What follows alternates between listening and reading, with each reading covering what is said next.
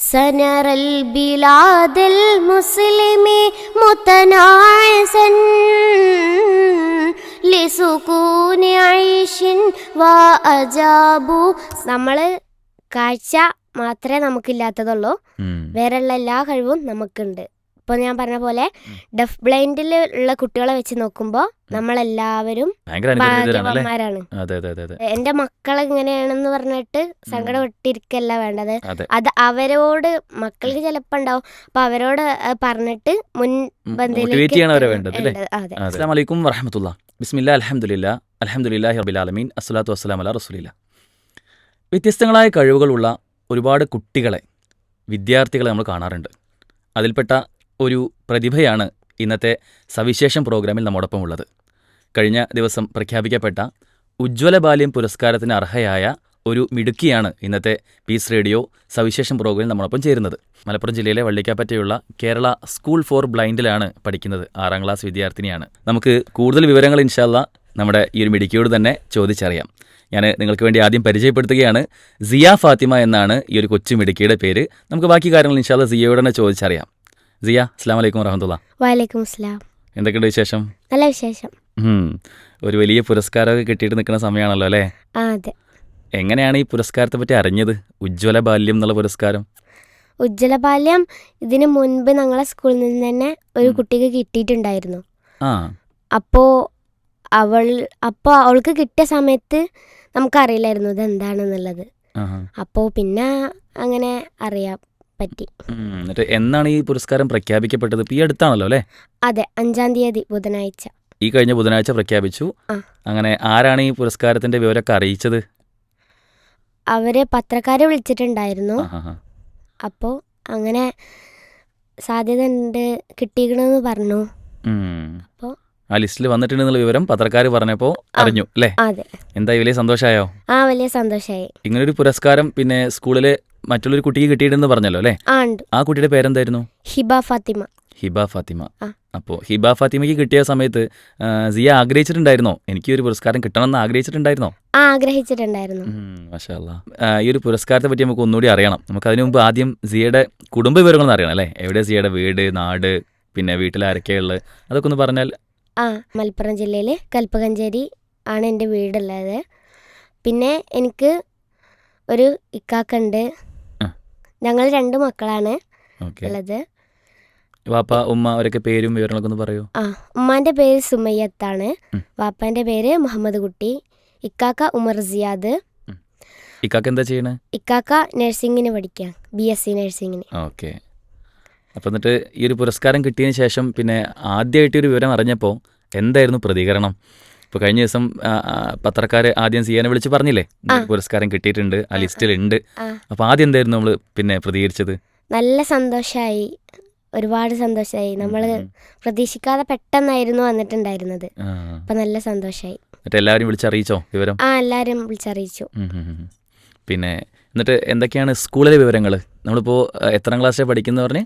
6ാം ക്ലാസ്സിൽ. 6ാം ക്ലാസ്സിൽ. സ്കൂൾ എവിടെയാണ്? സ്കൂളിൻ്റെ വിവരങ്ങളൊന്ന് പറയൂ.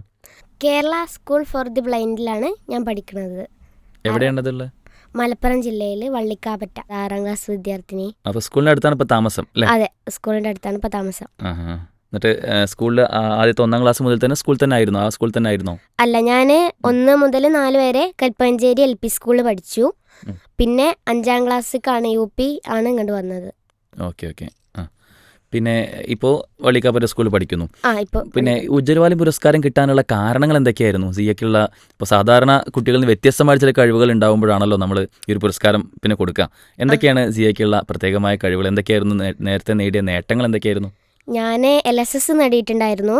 മാഷാ അല്ലാഹ്. പിന്നെ പാട്ട് കുറേ കുറേ കഴിഞ്ഞ വർഷം, അപ്പോൾ കഴിഞ്ഞതിന് മുമ്പത്തെ വർഷം അല്ലേ? 4ാം ക്ലാസ്സിൽ പഠിക്കുമ്പോൾ. 4ാം ക്ലാസ് പഠിക്കുമ്പോൾ. അപ്പോൾ LSS പുരസ്കാരം നേടി. LSS എന്നുള്ളത് ഒരു വലിയ നേട്ടം തന്നെയാണല്ലോ. അതെ. അതിലൊരു പ്രത്യേകത കൂടി ഞാൻ വായിച്ചറിഞ്ഞിരുന്നു. അതായത് കേരളത്തിലുള്ള പിന്നെ ശ്രോതാക്കൾക്ക് അറിയാൻ വേണ്ടിയാണ് പറയുന്നത്.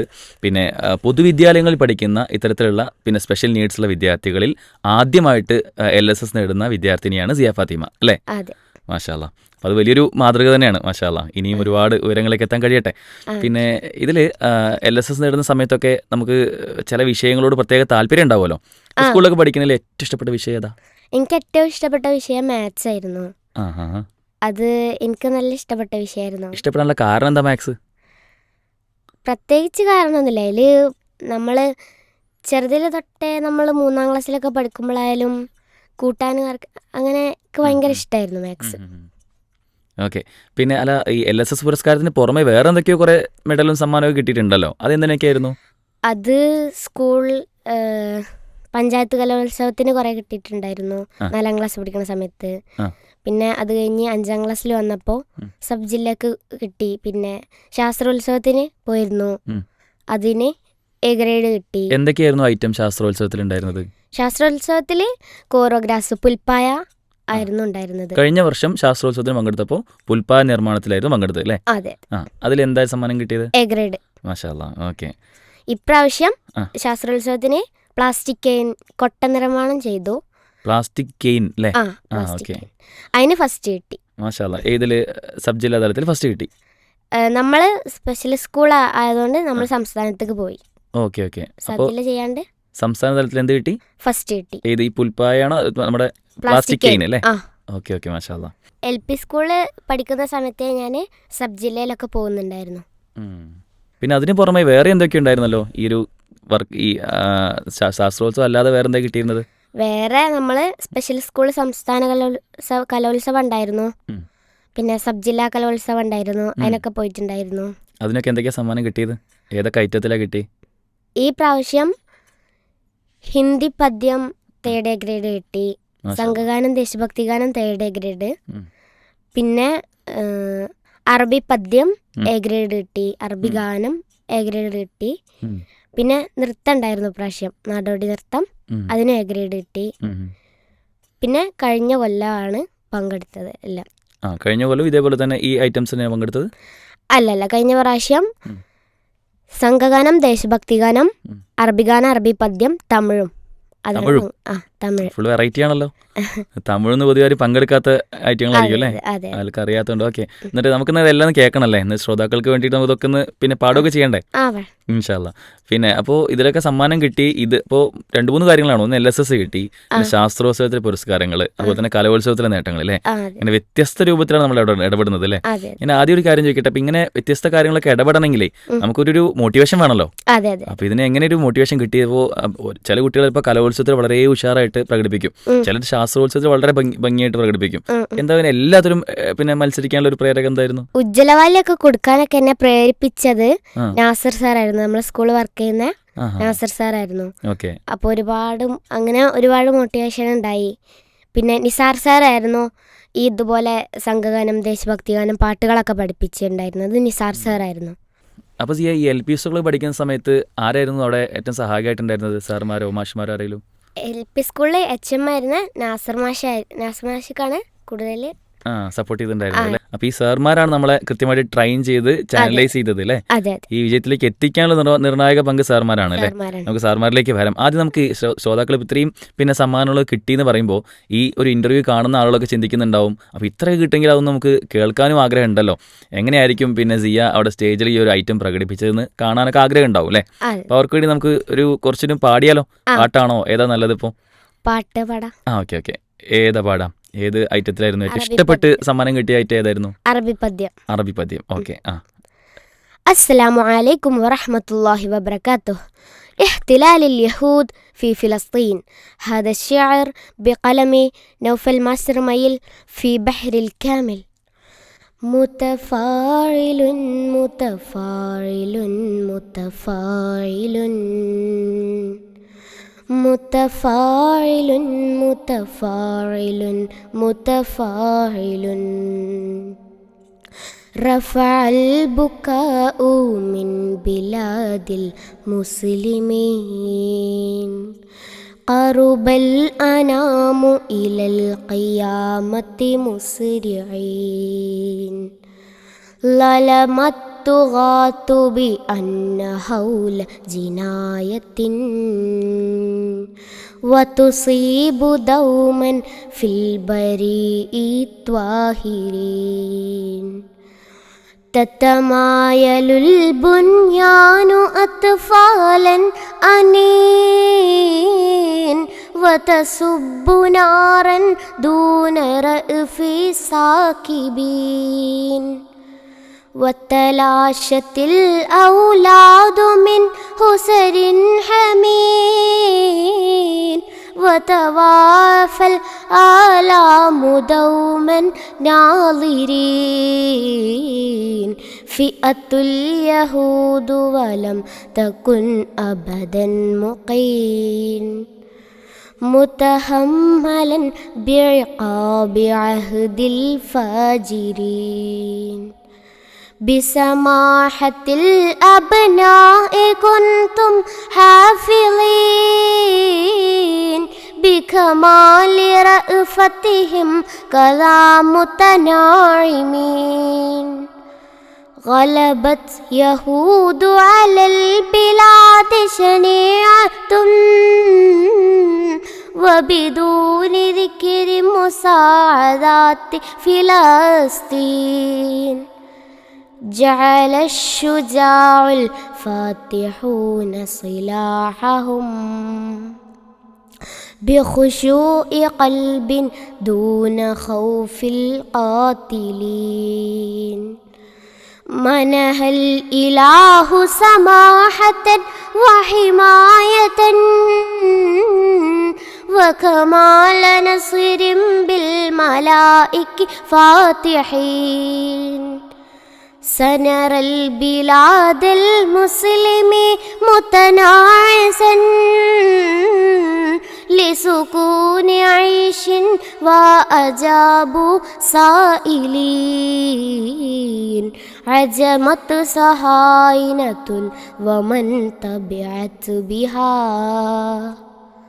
وبدعم مال والصداقة مقبلين صعبت يهود بسوء غرل قلوبهم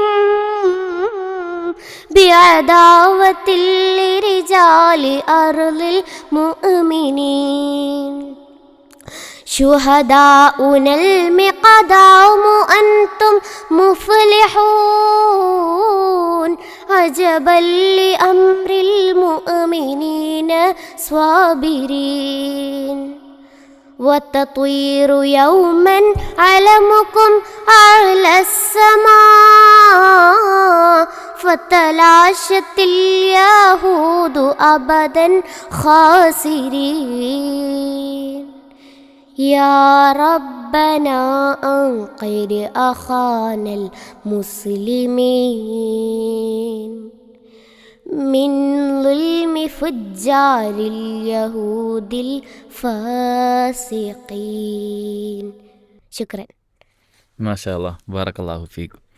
പിന്നെ ഈ ഒരു ഗാനം അറബി ഗാനം പദ്യം അല്ലേ? അതെ.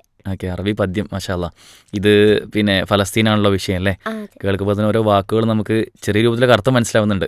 ഫലസ്തീനിലെ പ്രയാസം അനുഭവിക്കുന്ന ജനത, അവിടെ ജൂതന്മാർ നടത്തുന്ന അല്ലേ, അല്ലെങ്കിൽ ഇസ്രായേൽ ജനത നടത്തുന്ന പിന്നെ ക്രൂരമായ നരനായാട്ട് അല്ലേ? എന്താണ് സിയയ്ക്ക് അതിൽ പറയാനുള്ളത്? ഫലസ്തീനിലെ ജനതയുടെ പിന്നെ കാര്യങ്ങൾ ആലോചിക്കുമ്പോൾ തോന്നുന്നത് ഒരുപാട് സങ്കടമുണ്ട്. എനിക്ക് പ്രത്യേകിച്ചൊന്നും പറയാനില്ല. അതായത് നമ്മളെ പോലത്തെ ഈ ഒരു പ്രായത്തിലുള്ള കുട്ടികൾ അവിടെ ഒരുപാട് മരിക്കുന്നു, വിശന്നിട്ടാണെങ്കിലും പട്ടിണി കടന്ന് മരിക്കുന്ന ഒരവസ്ഥ അല്ലേ? അത്യന്തം സങ്കടകരാണ്. എന്തായാലും നമുക്കിപ്പോൾ ചെയ്യാൻ കഴിയുന്നത് അവർക്ക് വേണ്ടി ആത്മാർത്ഥമായി ദുആ ചെയ്യാണ്, പ്രാർത്ഥിക്കുക നമുക്ക് ചെയ്യാനുള്ളത് അല്ലേ? അതുപോലെ തന്നെ ഇത്തരം പദ്യങ്ങളിലൂടെയും ഒക്കെ അവിടെ ഫലസ്തീനുമായി ബന്ധപ്പെട്ട ഐക്യദാർഢ്യം പ്രഖ്യാപിക്കുക അല്ലേ? അതൊക്കെ നമുക്ക് ചെയ്യാനുള്ള കാര്യങ്ങളാണ്. എന്തായാലും അള്ളാഹു പിന്നെ ഫലസ്തീനിലെ ജനതകൾക്ക് എത്രയും പെട്ടെന്ന് തന്നെ അവർക്ക് തുറവിയും ഉദവിയും ഏറ്റവും നല്ല നിർഭയത്വം നൽകി അനുഗ്രഹിക്കട്ടെ. ഓക്കെ, നമ്മൾ പിന്നെ നേരത്തെ പറഞ്ഞ പോലെ സിയ കലോത്സവത്തിലും ശാസ്ത്രോത്സവത്തിലും അതുപോലെ തന്നെ LSS വിഷയത്തിലുമൊക്കെ പിന്നെ മിടുക്കിയായി മുന്നോട്ട് പോവാണ്. ഇതിൽ പിന്നെ വള്ളിക്കാപ്പറ്റ സ്കൂൾ ഓഫ് ബ്ലൈൻഡിലാണല്ലോ പഠിക്കുന്നത് അല്ലേ? ഞാൻ ഇത്രയും നേരം പിന്നെ ബ്ലൈൻഡ് സ്കൂളിനെ പറ്റിയിട്ടോ എന്തുകൊണ്ടാണ് ഈ ഒരു ബ്ലൈൻഡ് ആയതിൻ്റെ പിന്നെയുള്ള പിന്നെ ആ ഒരു കാര്യമൊന്നും ചോദിച്ചിട്ടുണ്ടായിരുന്നില്ല. ഞാൻ മനഃപൂർവ്വം ചോദിക്കാഞ്ഞത് എന്തുകൊണ്ടറിയോ?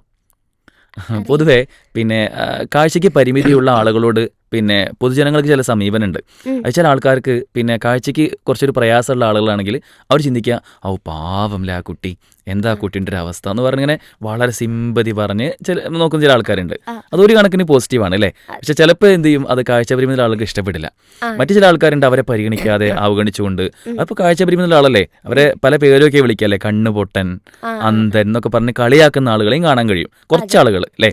അപ്പം ഇതൊന്നും അല്ല ശരിക്കും നമുക്ക് വേണ്ട സമീപനം. ഞാൻ ഇത്രയും നേരം ഈ ഒരു കാഴ്ചാപരിമിതി പറ്റി ചോദിക്കാതിരുന്നത് ബോധപൂർവമാണ്. സിയയ്ക്കുള്ള ഈ പരിമിതികളെ ഭേദിച്ചുകൊണ്ടുള്ള ഒരുപാട് കഴിവുകൾ അവിടെ പറഞ്ഞത് അല്ലേ. ഇനി നമുക്ക് ഇൻഷാല്ലാ ആ പരിമിതി എന്തായിരുന്നു എന്നതിൻ്റെ കാര്യം ഇത്രയും നേരം പിന്നെ ഒരു സാധാരണ പിന്നെ നമ്മൾ നേരത്തെ പറയാറുള്ള പോലെ ഒരു എങ്ങനെയാണോ ഒരു പിന്നെ പരിമിതി ഒന്നുമില്ലാത്തൊരു കുട്ടി സ്കൂളിലേക്ക് പോയി നേടുന്ന നേട്ടങ്ങൾ, അതൊക്കെയാണ് സിയ നേടിയിട്ടുള്ളത്. ഇനി ഈ പരിമിതി ഉണ്ടാവാനുള്ള കാരണവും അതെങ്ങനെ തരണം ചെയ്തു എന്നുള്ള കാര്യം കൂടി സിയനെ ഒന്ന് പറയണം. ജന്മനാണ് എനിക്ക് പരിമിതി ഉള്ളത്. പിന്നെ പരിമിതി ഉള്ളവരോട് എനിക്ക് പറയാനുള്ളത്, പരിമിതി ഉണ്ട് എന്ന് പറഞ്ഞിട്ട് നമ്മൾ ഒരു സ്ഥലത്ത് ഇങ്ങനെ വെറുതെ ഇരിക്കല്ല വേണ്ടത്. നമ്മളതിനെ തരണം ചെയ്തിട്ട് നമ്മൾ മുന്നോട്ട് പോവുകയാണ് വേണ്ടത്. തീർച്ചയായിട്ടും അതിനൊരു മോട്ടിവേഷൻ ആവട്ടെ അല്ലേ ഈ ഒരു ഇന്റർവ്യൂ ഒക്കെ. അതെ. അപ്പോൾ ഇത്രയും നേരം സിയ ഒരുപാട് കഴിവുകളെ പറ്റി പറഞ്ഞു, പാടിത്തന്നു, പിന്നെ നേരത്തെയുള്ള കുറെ നേട്ടങ്ങളെ പറ്റിയൊക്കെ പറഞ്ഞു. ഏറ്റവും കൂടുതൽ ഉജ്ജ്വല ബാല്യം പുരസ്കാരം വരെ അൽഹംദുലില്ലാ അല്ലെ, അള്ളാഹുവിന്റെ വലിയൊരു അനുഗ്രഹം കൊണ്ട് നമുക്ക് കിട്ടി. അപ്പോൾ ഇത്തരം നേട്ടങ്ങളൊക്കെ ഏത് പരിമിതിയുള്ള ആളുകൾക്ക് നേടാൻ പറ്റും എന്നാണ് സിയ പറയണത് അല്ലേ. അത് ചെറിയ കുട്ടികളാണെങ്കിലും കുഴപ്പമില്ലല്ലോ. ഇല്ല, നിങ്ങളുടെ സ്കൂളിലൊക്കെ പഠിക്കുന്ന കൂട്ടുകാരെ പറ്റിയിട്ട് എന്താണ് നിങ്ങളുടെ ഒരു അറിവ്? അവിടെയുള്ള കുട്ടികളൊക്കെ ഇതുപോലെ കുറേ പരിമിതികളും പ്രയാസങ്ങളുമായിട്ട് വന്ന കുട്ടികളല്ലേ, അവരെ പറ്റിയൊക്കെ എന്താ തോന്നുന്നത്? അവരെ പറ്റിയിട്ട് നമ്മൾക്ക് ഇതുള്ളതുകൊണ്ട് നമുക്ക് അവരൊക്കെ ഇതുപോലെ നന്നായി പഠിക്കുന്ന നല്ല മിടുക്കരായ കുട്ടികളല്ലേ സ്കൂളിലുള്ളത്? അതെ, നന്നായിട്ട് പഠിക്കുന്നവരൊക്കെ തന്നെ. അവരും ഇതേപോലെ നന്നായിട്ട് പാടും. ഒരുപാട് കഴിവുകൾ അവർക്ക് ഉണ്ടാവാറുണ്ട് അല്ലേ. പൊതുവെ നമ്മൾ പിന്നെ മറ്റുള്ള സ്കൂളിൽ പഠിക്കുന്ന കുട്ടികളെയും സ്പെഷ്യൽ സ്കൂളിൽ പഠിക്കുന്ന കുട്ടികളെ നോക്കുമ്പോൾ ഒരുപാട് പിന്നെ കഴിവുകൾ പ്രത്യേകിച്ചും കാണുന്നത് സ്പെഷ്യൽ സ്കൂളിലെ കുട്ടികൾക്കാണ്. അതിന് ചില കാരണങ്ങളുണ്ട്. എന്തൊക്കെയാണെന്ന് അറിയോ സിയ? കാഴ്ച ഇല്ലാന്നുള്ള ഒരു കുറവേ നമുക്കുള്ളൂ. വേറെയുള്ള എല്ലാ കഴിവും നമുക്ക്. തീർച്ചയായിട്ടും വലിയൊരു പോയിന്റാണ് സിയ ഇവിടെ പറഞ്ഞത്. നമ്മുടെ ശ്രോതാക്കളെ എല്ലാവരും അടിവരായിട്ട് മനസ്സിലാക്കേണ്ട ഒരു നല്ല പോയിന്റാണ് പറഞ്ഞത്. കാരണം കാഴ്ച എന്നതിന് മാത്രമേ ഇപ്പോൾ സിയയെ പോലെ ആൾക്ക് പരിമിതിയുള്ളൂ അല്ലേ. അതൊരു പരിമിതിയാണ് അല്ലേ. അതിപ്പോൾ ചെറിയൊരു പരിമിതി, ഓരോ അവയവങ്ങൾക്കുള്ള ചില പരിമിതി ഉള്ളതുപോലെ തന്നെ കാഴ്ച എന്ന അവയവത്തിന് ഒരു പരിമിതി, കണ്ണെന്ന അവയവത്തിന് പരിമിതിയുണ്ട്. പക്ഷേ ഇതല്ലാത്ത എല്ലാ അവയവങ്ങളും നമുക്കുണ്ട്. ഏറ്റവും ചുരുങ്ങിയ നമുക്ക് ചിന്തിക്കാനും അറിയാനും വായിക്കാനും പഠിക്കാനും ഒക്കെ ഉള്ള സാധ്യത ഇവിടെ ഉണ്ടല്ലോ അല്ലേ. അപ്പം അതൊക്കെ ഉപയോഗപ്പെടുത്തി അതിലൂടെ എങ്ങനെ മാക്സിമത്തിലേക്ക് എത്താൻ പറ്റും എന്നുള്ളതാണ് എന്ത് പരിമിതിയുള്ള ആളുകളും ശ്രദ്ധിക്കേണ്ടത് അല്ലേ. അതല്ലാതെ പരിമിതി ഉണ്ടെന്ന് പറഞ്ഞാൽ ആകെ എന്നെ കൊണ്ടൊന്നിനും കഴിയില്ല, എനിക്കൊന്നിനും പറ്റില്ല, എനിക്ക് കുറേ പരിമിതി മാത്രമേ ഉള്ളൂ, എനിക്ക് കാഴ്ചയില്ല എന്ന് പറഞ്ഞിരുന്നിട്ട് കാര്യമുണ്ടോ? ഇല്ല. അവിടെ ഏറ്റവും ടോപ്പിലെത്താനുള്ള ശ്രമങ്ങൾ വേണം അല്ലേ. ഓക്കെ. അപ്പോൾ സിയയുടെ ജീവിതം നമുക്ക് കാണിച്ചു തരുന്ന ഒരു മാതൃക അത് തന്നെയാണ്. അത്തരത്തിൽ നമുക്കുള്ള പരിമിതിയെ ഏറ്റവും പിന്നെ പരിധികളില്ലാതെ സ്വപ്നം കാണാൻ പ്രേരിപ്പിക്കുക എന്നുള്ളതാണ് നമ്മൾ ചിന്തിക്കേണ്ട കാര്യം. ഒരു കാര്യം കൂടി കൂട്ടിച്ചേർക്കുകയാണ്. പിന്നെ കാഴ്ച പരിമിതിയുള്ള ആളുകൾക്ക് നമ്മൾ വിസ്ഡം യൂത്തിൻ്റെ കീഴിലൊക്കെ ഒരു പ്രൊജക്റ്റ് നമുക്കുണ്ട്. എൻവിഷൻ എന്നാണ് അതിൻ്റെ പേര്. സിയ കേട്ടിട്ടുണ്ടോ? കേട്ടിട്ടുണ്ട്, വിശദമായിട്ട് അറിയില്ല. ഓക്കെ. എൻവിഷൻ എന്ന പേരിലൊരു പ്രൊജക്റ്റ് നമുക്കുണ്ട്. അതായത് കാഴ്ച പരിമിതിയുള്ള ആളുകൾ നേരത്തെ പറഞ്ഞ പോലെ സമൂഹത്തിന്റെ ബാക്കിലേക്ക് തള്ളിവിടുന്ന, ഇപ്പോൾ സിയെ പോലത്തെ കുട്ടികൾക്ക് കഴിവുണ്ടെങ്കിൽ പോലും അത് റെക്കഗ്നൈസ് ചെയ്യപ്പെടാതെ പോകുന്നൊരവസ്ഥ പൊതുവേ ഉണ്ട് അല്ലേ. അവരൊക്കെ ഒന്ന് മോട്ടിവേറ്റ് ചെയ്ത് സമൂഹത്തിന്റെ മുൻനിരയിലേക്ക് അവരെ ഒരു സ്വാശ്രയത്വം പാലിക്കുന്ന രൂപത്തിലേക്ക് അവരെത്തുന്ന, നമ്മൾ ആരെയും ഡിപ്പെൻഡ് ചെയ്ത് ജീവിക്കേണ്ട ആളുകളല്ലല്ലോ അല്ലേ. നമുക്ക് സ്വന്തമായിട്ട് എന്ത് വേണം, കുറെ നമ്മുടെ ഉള്ളിലുള്ള കഴിവുകളെ അത് ഉണർത്തിയെടുക്കുന്ന ഒരു രൂപം നമുക്ക് വേണം. അതിന് പ്രേരിപ്പിക്കുന്ന ഒരു പ്രൊജക്റ്റാണ് എൻവിഷൻ. അപ്പൊ ഇന്നലെ കഴിഞ്ഞ ദിവസം കോഴിക്കോട് വെച്ച് അതിൻ്റെ ഒരു മീറ്റിംഗ് ഉണ്ടായിരുന്നു. അത് കാഴ്ച പരിമിതിയുള്ള അധ്യാപകരുമായിട്ടുള്ള ഒരു മീറ്റിംഗ് ആയിരുന്നു. അപ്പോൾ ആ അധ്യാപകർ, ഇപ്പോൾ സിയെ പഠിപ്പിക്കുന്ന അധ്യാപകർ വരെ അതിലുണ്ടാവാം. അവർ ഒരുപാട് പേര് വന്നിരുന്നു, കുടുംബസമേതം വന്ന് അവരുടെ കഴിവുകളൊക്കെ പറയുന്നത് കേൾക്കണം. എത്രമാത്രം കഴിവുകളാണ് അവർക്കുള്ളത്. അതിന് ഞാൻ നോട്ട് ചെയ്തൊരു കാര്യമുണ്ട്. എന്താ അറിയോ, കാഴ്ചയുള്ള ആളുകളെ സംബന്ധിച്ച് അവർക്കും കാഴ്ച പരിമിതിയുള്ള ആളുകളും വ്യത്യാസം എന്താ അറിയോ. കാഴ്ച പരിമിതിയുള്ള ആളുകൾക്ക് അവർക്ക് ഡിസ്ട്രാക്ഷനായി ഒന്നുമില്ല അല്ലേ. അവർക്ക് വേറെ ചിന്തിക്കാനൊന്നുമില്ല. മാത്രമല്ല അവർ സോഷ്യൽ മീഡിയയിലോ അതിൽ അനാവശ്യമായ കാഴ്ചകൾ കാണുന്ന അവസ്ഥയോ അനാവശ്യമായത് പിന്നെ വാച്ച് ചെയ്യുന്നതോ, നമ്മൾ ഈ മൊബൈൽ ഫോണിന്റെ അവസ്ഥ ചെയ്യാൻ അറിയില്ലേ. മൊബൈൽ ഫോൺ എന്തൊക്കെ തോന്നിയാസങ്ങൾ മൊബൈൽ ഫോണിൽ വരും. അതൊന്നും ഈ കാഴ്ച പരിമിതിയുള്ള ആളുകൾക്ക് കാണേണ്ട ആവശ്യമില്ല. അപ്പൊ അവർക്ക് വേറൊന്നും തെറ്റുകളെ പറ്റിയോ മോശം കാര്യങ്ങൾ ചിന്തിക്കേണ്ട ആവശ്യമില്ല അല്ലേ. നല്ലത് മാത്രമേ മനസ്സിലുണ്ടാവുള്ളൂ. മാത്രമല്ല അവർക്ക് മറ്റു കാര്യങ്ങളൊക്കെ പിന്നെ മാറ്റി നിർത്തി അവരുടെ കഴിവുകൾ മാത്രം ഫോക്കസ് ചെയ്യാനും, ഇപ്പൊ ക്ലാസ് ഒക്കെ നന്നായി ശ്രദ്ധിക്കുന്നത് പരിമിതിയുള്ള കുട്ടികളാണ് അല്ലേ. അത് ഫോക്കസ് ചെയ്യാനൊക്കെ കഴിയുന്നുള്ളതാണ്. ഞാൻ ഇത്രയും കാര്യം ശ്രോതാക്കളോട് പങ്കുവെച്ചത്, നമുക്ക് എന്തെങ്കിലും ഒരു പരിമിതി ഉണ്ടെങ്കിൽ പോലും അത് പരിമിതിയല്ല, നമുക്ക് ഒരുപാട് വലിയ സ്വപ്നങ്ങൾ കാണാനുള്ള ഒരു അവസരമായിട്ട് കാണണം. സി അതുപോലെ പിന്നെ ജന്മന തന്നെ പരിമിതിയുള്ള ആളാണല്ലേ. അപ്പോൾ അതിനുശേഷം എങ്ങനെയായിരുന്നു ഒരു വളർന്നു വരുന്ന സമയമൊക്കെ? ഉമ്മയായാലും ഉപ്പയായാലും ഇക്കാക്കയായാലും എല്ലാവരും നല്ല സപ്പോർട്ടായിരുന്നു. അതുകൊണ്ട് നമുക്കധികം പ്രയാസങ്ങളൊന്നും ഒന്നും ഉണ്ടായിട്ടില്ല അല്ലേ? ഇപ്പൊ സ്കൂളിലേക്കൊക്കെ പോകാൻ ബുദ്ധിമുട്ടായിരിക്കില്ല ആ സമയത്ത്. അപ്പൊ എല്ലാവരും ഒപ്പം ഉണ്ടായിരുന്നോ? എങ്ങനെയായിരുന്നു? എല്ലാരും ഒപ്പുണ്ടായിരുന്നു. ഉം. ഇപ്പോ കുറെ നമ്മുടെ നാട്ടിലൊക്കെ കുറെ കുട്ടികളുണ്ട്, അവരൊക്കെ ഉം. ചേർത്ത് നിർത്താണ് ചെയ്തത്. ആ, ആ, ആ. അപ്പൊ നമുക്ക് ഒരുപാട് സന്തോഷം. സന്തോഷം അല്ലേ? ആ. അവരാരും കുറ്റപ്പെടുത്തി മാറ്റി നിർത്തി അവഗണിച്ചിട്ട് ഒന്നുമില്ല അല്ലേ? ഇല്ല. Okay okay. ഇനി സ്കൂളിലേക്ക് പോയിട്ടും അവിടെ എങ്ങനെയാണ് സ്കൂളിന്റെ അന്തരീക്ഷം? അവിടെ എത്ര കുട്ടികളുണ്ട് സ്കൂളിൽ? എല്ലാവരും ഇതുപോലെ കാഴ്ചാപരിമിതിയുള്ളവർ മാത്രമാണോ അവിടെ ഉള്ളത് അല്ലേ? ആ, സ്കൂൾ ഓഫ് ബ്ലൈൻഡ് ആണല്ലോ അല്ലേ? അതെ. അവിടെ മറ്റ് പിന്നെ അംഗപരിമിതിയുള്ള ആളുകളൊന്നുമില്ല, ബ്ലൈൻഡ് ആയ കുട്ടികൾ ഡെഫ് മാത്രം. ബ്ലൈൻഡ് പറഞ്ഞിട്ട് വേറെ കുട്ടികളുണ്ട്. ഡെഫും ബ്ലൈൻഡും ആയ കുട്ടികൾ അല്ലേ? ആ, കേൾവിക്കും പരിമിതിയുള്ള, കാഴ്ചയ്ക്കും പരിമിതിയുള്ള കുട്ടികൾ. അതെ. ഓക്കെ. അപ്പൊ അവരൊക്കെ വെച്ച് നോക്കുമ്പോ നമ്മളൊക്കെ ഭാഗ്യവാന്മാരാണ്. സാർ നേരത്തെ പറഞ്ഞ മാതിരി. ഭാഗ്യവതികളാണല്ലേ? അതെ. ഭാഗ്യവാന്മാരാണ് നമ്മൾ. അതെ. മാഷാ അല്ലാ. അതങ്ങനെയാണ്. നമുക്ക് ഉള്ള പരിമിതി അത് ചെറിയൊരു പരിമിതി മാത്രമാണല്ലോ. അതെ. അപ്പോൾ നമുക്ക് ബാക്കി എല്ലാ അവയവങ്ങളും ഉണ്ട്. സിയ ഈ ഒരു ഇന്റർവ്യൂവിൽ നമുക്ക് പീസ് റേഡിയോ സ്റ്റുഡിയോയിൽ വന്ന് ഇരിക്കുന്നുണ്ട് അല്ലേ? അതുപോലെ തന്നെ നമ്മുടെ സ്കൂളിൽ പോകുന്നുണ്ട്, കാര്യങ്ങൾ ചെയ്യുന്നുണ്ട്, പഠിക്കുന്നുണ്ട്, കലോത്സവങ്ങൾ പങ്കെടുക്കുന്നു, ശാസ്ത്രോത്സവത്തിൽ പങ്കെടുക്കുന്നു, എല്ലാം ചെയ്യുന്നുണ്ട് അല്ലേ? അതെ. അപ്പോൾ നമ്മളും ബാക്കിയുള്ള കുട്ടികളെ പോലെ നോർമലാണ് അല്ലേ? ചില ആളുകൾ പറയും പിന്നെ ബാക്കിയുള്ള കുട്ടികൾ സാധാരണ കുട്ടികൾ, നമ്മളെന്തോ പിന്നെ സാധാരണ അല്ലാത്ത കുട്ടികൾ അങ്ങനെ പറയുന്നുണ്ട് അല്ലേ ചിലർ. അതും ശരിയല്ല. നമ്മൾ ശരിക്കും അസാധാരണമായ കഴിവുകളുള്ള കുട്ടികളാണ് അല്ലേ? അതെ. ഈ പറഞ്ഞ പോലെ ഇത്രയും നേട്ടങ്ങളൊക്കെ ആർക്കാ നേടാൻ പറ്റുക? ആ, മാഷാ അല്ലാ, അള്ളാഹു നിലനിർത്തി തരട്ടെ. ആമീൻ. ഓക്കെ. ഇനി സിയ സ്കൂളിലത്തെ കാര്യം ജസ്റ്റ് ഒന്ന് ബ്രീഫായിട്ട് പറയുമോ? സ്കൂളിൽ ബാക്കിയുള്ള കൂട്ടുകാരൊക്കെ എങ്ങനെ? ഏറ്റവും അടുത്ത ഫ്രണ്ട് ആരാണ്? ഏറ്റവും ഇഷ്ടപ്പെട്ട ബെസ്റ്റ് ഫ്രണ്ട് ആരാ? എനിക്ക് ഇഷ്ടപ്പെട്ട ഫ്രണ്ട് എൻ്റെ ക്ലാസ്സിൽ പഠിക്കുന്നത് നുഹ എന്ന് പറഞ്ഞിട്ടുള്ള കുട്ടിയാണ്. ഓക്കെ. നുഹ എവിടെ വീട്? നുഹയുടെ അവള് കുർക്കോൾ കുന്നത്താണുള്ളത്. Okay okay okay. ഈ സ്കൂളിൽ നമുക്കിപ്പോൾ ഈ ശാസ്ത്രോത്സവവും കലോത്സവം ഒക്കെയാണ് നമ്മുടെ നേട്ടങ്ങൾ. ഇപ്പോൾ കഴിഞ്ഞ പിന്നെ വർഷവും ഈ വർഷമൊക്കെ കിട്ടിയത് അല്ലേ? അതെ. അതിനൊക്കെ ആരെ സഹായിച്ചിരുന്നു സ്കൂളിൽ? സ്കൂളില് സാർമാരല്ലാതെ നമ്മൾ 2 സാർമാരെ പറ്റി പറഞ്ഞു, അതല്ലാതെ വേറെ സ്കൂളിൽ കുട്ടികളും ഒക്കെ സഹായിച്ചിരുന്നോ? നമ്മള് എല്ലാരും കൂടി ആവല്ലോ ദേശഭക്തി ഗാനൊക്കെ പാടുന്നുണ്ട്. ടീം വർക്ക് ആയിരിക്കും അല്ലേ? അതെ. ആ, മാഷാ അല്ലാ. എന്നാൽ നമുക്ക് സ്കൂളിലെ സാർമാരെ പറ്റി തന്നെ പറയാം. അവരെങ്ങനെയായിരുന്നു ചെയ്യാൻ സഹായിച്ചിരുന്നത്? നമ്മൾ 2 സാർമാരെ പറഞ്ഞു. ഒന്ന് നാസർ മാഷും പറഞ്ഞു, പിന്നെ നിസാർ മാഷും പറഞ്ഞു അല്ലേ? അവർ എങ്ങനെയൊക്കെയാണ് സഹായിച്ചത്? ഏതൊക്കെ ഐറ്റത്തിനെ സഹായിച്ചത്? നാസർ മാഷാണ് ഉജ്ജ്വലവാല്യം കൊടുക്കാനൊക്കെ എന്നെ പ്രേരിപ്പിച്ചതും ഒക്കെ. ഓക്കെ. നാസർ മാഷിന് എന്തൊക്കെയാണ് പറഞ്ഞത്? ചെയ്യാൻ എങ്ങനെ മോട്ടിവേറ്റ് ചെയ്തിട്ടുണ്ടായിരുന്നത്? നമുക്ക് ഇത് കൊടുത്താല് കിട്ടുക അങ്ങനെയൊക്കെ ഉണ്ടായിരുന്നു. ഓക്കെ. എല്ലാ സമയത്തും ഒപ്പം ഉണ്ടായിരുന്നു അല്ലേ? അതെ. ഓക്കെ, മാഷാ അല്ലാ. പിന്നെ അതുപോലെ സാധാരണ രീതിയിൽ എല്ലാവർക്കും അത്തരം ചില ആളുകൾ ഉണ്ടാവും, നമ്മളെ സപ്പോർട്ട് ചെയ്യുന്ന, എല്ലാ പ്രതിസന്ധി സമയത്ത് നമ്മൾ ഒപ്പം നിൽക്കുന്ന ചില ആൾക്കാരുണ്ടാവും അല്ലേ? അതെ. അതുപോലത്തെ 2 മാഷ്മാരെ പറ്റിയാണ് പറഞ്ഞത്. അതെ. ഓക്കെ. പിന്നെ രണ്ടാമത്തെ മാഷിനെ പറ്റി പറഞ്ഞു, നിസാർ മാഷ്. നിസാർ മാഷ്. മാഷ് എങ്ങനെയാണ് സഹായിച്ചത്? മാഷ് ഇതേപോലെ പാട്ടുകളൊക്കെ പഠിപ്പിച്ച് നമ്മള് ഏതൊക്കെ പാട്ടാ ഉയർന്ന പഠിപ്പിച്ചു? നിലയിലെത്തിച്ച്. ഏതൊക്കെ പാട്ടാ പഠിച്ചു നിസാർ മാഷ്? നിസാർ മാഷ് തന്നെയാണ് നമ്മള് ഈ കലോത്സവത്തിൽ പങ്കെടുക്കുന്ന പാട്ടുകളൊക്കെ പഠിപ്പിച്ചത്. നിസാർ മാഷ് തന്നെയാണ്. അത് പാട്ട് കൊണ്ടുവരുന്നതും മോളെ പാടിപ്പിക്കുന്നതും ട്രെയിൻ ചെയ്യുന്നതും ഒക്കെ നിസാർ മാഷാണ്. അതെ, ഒക്കെ നിസാർ മാഷ്. ഓക്കെ. മാഷാ അല്ലാ. അപ്പോൾ എന്തായാലും ഈ മാഷ്മാരല്ലാതെ വേറെയും കുറേ ആളുകളുണ്ടല്ലോ അല്ലേ? ഈ ഒരു ഇന്റർവ്യൂ കേൾക്കുന്ന ബാക്കിയുള്ള സാറിന് വിചാരിക്കും അപ്പോൾ ഞാനൊന്നും സിയെ സഹായിച്ചിട്ടില്ലേ എന്നൊക്കെ ചിന്തിക്കോ? ഇല്ല, എല്ലാവരും ഒന്നിച്ചുള്ള പരിശ്രമം തന്നെയാണ് അല്ലേ സിയാൻ ഈ ഒരു നിലയിൽ എത്തിച്ചത്. ഇൻഷാ അല്ലാ ഇനിയും അതുപോലെ തന്നെ ഒരുപാട് നേട്ടങ്ങൾ നേടാനുള്ള ഒരു പിന്നെ ഓപ്പണിംഗ് ഉണ്ടാവട്ടെ എന്ന് പ്രാർത്ഥിക്കുകയാണ്. ഓക്കെ. പിന്നെ ഇതിലിപ്പോൾ പിന്നെ പാരൻസിൻ്റെ കാര്യം പറഞ്ഞു. സിയയ്ക്ക് ഇതുപോലെ പഠിക്കുന്ന സമയത്ത് നമുക്ക് എന്തായിരുന്നു എന്തെങ്കിലും പ്രയാസങ്ങൾ നേരിട്ടുണ്ടായിരുന്നു പഠനത്തിനായിട്ട്? 4ാം ക്ലാസ് വരെ നേരിട്ടിട്ടുണ്ടായിരുന്നു. ബോർഡിലേക്ക് ടീച്ചേഴ്സ് എഴുതുന്നത് കാണുന്നുണ്ടായിരുന്നില്ല. 4ാം ക്ലാസ് വരെ നമ്മൾ സാധാ സാധാ സ്കൂളായിരുന്നു സ്കൂളിലാണ് പഠിച്ചത്. പഠിച്ചത്. പിന്നെ അടുത്തിരിക്കുന്ന ഫ്രണ്ട്സൊക്കെ സപ്പോർട്ട് ആയതുകൊണ്ട് അവരെഴുതി കഴിഞ്ഞതിന് ശേഷം ഒന്നില്ലെങ്കിൽ നമുക്ക് എഴുതി തരും നോട്ടിൽ, അല്ലെങ്കിൽ അവർ പറഞ്ഞു തരും. ഓക്കെ. 4ാം ക്ലാസ് വരെയുള്ള കൂട്ടുകാർ നന്നായി ഹെൽപ്പ് ചെയ്തിട്ടുണ്ട് അല്ലേ? ഒരുമിച്ചിരുന്ന് അവർ നന്നായിട്ട്. ടീച്ചർ ബോർഡിൽ എഴുതിയ കാര്യം അവർ എഴുതി തരും, അല്ലെങ്കിൽ പറഞ്ഞു തരും. അപ്പോൾ അത് കേട്ട് എഴുതും അല്ലേ? ടീച്ചർമാരും ചീത്ത പറയുമായിരുന്നോ? ഇല്ല, ചീത്ത ഒന്നും പറഞ്ഞു. ഫുൾ സപ്പോർട്ടായിരുന്നു അല്ലേ? അതെ. അതുകൊണ്ട് തന്നെയാണല്ലോ LSS കിട്ടിയത് അല്ലേ? അതെ. LSS കിട്ടാൻ ആരാ സഹായിച്ചത്? എങ്ങനെയായിരുന്നു പഠിച്ചതൊക്കെ? LSS കിട്ടാന് LP സ്കൂളിൽ തന്നെ ടീച്ചേഴ്സ് ക്ലാസ് ഈ ശനിയും ഹോളിഡേയ്സ് ഉണ്ടാവില്ലേ, അപ്പോൾ അവർ ക്ലാസ് എടുത്ത് തരുമായിരുന്നു. ഇല്ലാതെ തന്നെ കുറേ മോട്ടിവേഷൻസ് ഉണ്ടായിരുന്നു. ടീച്ചേഴ്സ് എല്ലാവരും, ടീച്ചേഴ്സ് ആയാലും ഫ്രണ്ട്സ് ആയാലും എല്ലാവരും സഹായിച്ചിട്ടുണ്ട് അല്ലേ? ഓക്കെ.